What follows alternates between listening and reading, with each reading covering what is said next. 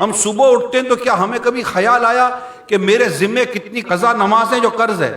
ہمیں اپنے مال کا قرض ہونا یاد ہے، پیمنٹ کس کس کو کرنی ہے یہ یاد ہے، کس کی کتنی چیزیں دینی ہے وہ یاد ہے، اگر یاد ہے، باقی تو یہ بھی یاد نہیں ہے۔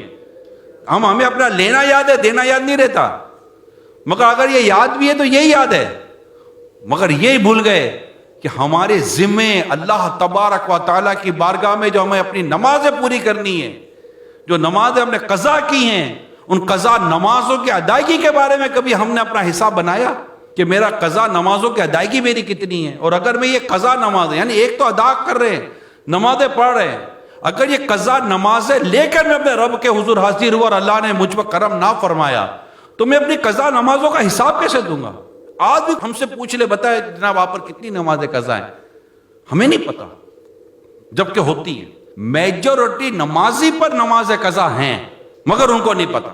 اب بولو اگر کیسے پتا چلے؟ تو بالغ ہونے کی عمر سے لے کر آج تک کی عمر، اب بندہ کیلکولیشن کرے کہ میں آج 60 سال کا ہوں، 70 سال کا ہوں، 40 سال کا ہوں، روز کی 5 نمازیں اگر مجھ پر ہیں تو میری کتنی نمازیں قضا ہوئی ہوں گی، یہ حساب کرے۔ اب ان قضا نمازوں کو ادا کرنے کے لیے اب اپنا جدول بنائے گا، اور رب کا قرض ہے، ادا کرنا پڑے گا، معافی مانگنی ہے۔ یہ 2 صورتیں ہیں، آپ نے سنا ہوگا معافی تلافی، یہ 2 ورڈ چلتے ہیں نا، معافی تلافی۔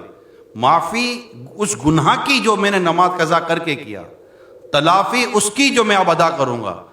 بھائی آپ کے میں اللہ نہ کرے پیسے رہے میرے پاس اور میں پیسے نہیں دے رہا تو میں بولوں حضور معاف کر دیجئے، تو آپ میری تاخیر تو معاف کر دیں گے، چلو ٹھیک ہے آئندہ نہیں لیٹ کرنا، لیکن اب مجھے پیسے تھوڑی معاف کرو گے، بولو پیسے تو دو، میں آپ کا ہمدرد بن کر آپ سے عرض کر رہا ہوں، اگر یہ نہ کیا تو قیامت کے دن مر جائیں گے، پھنس جائیں گے۔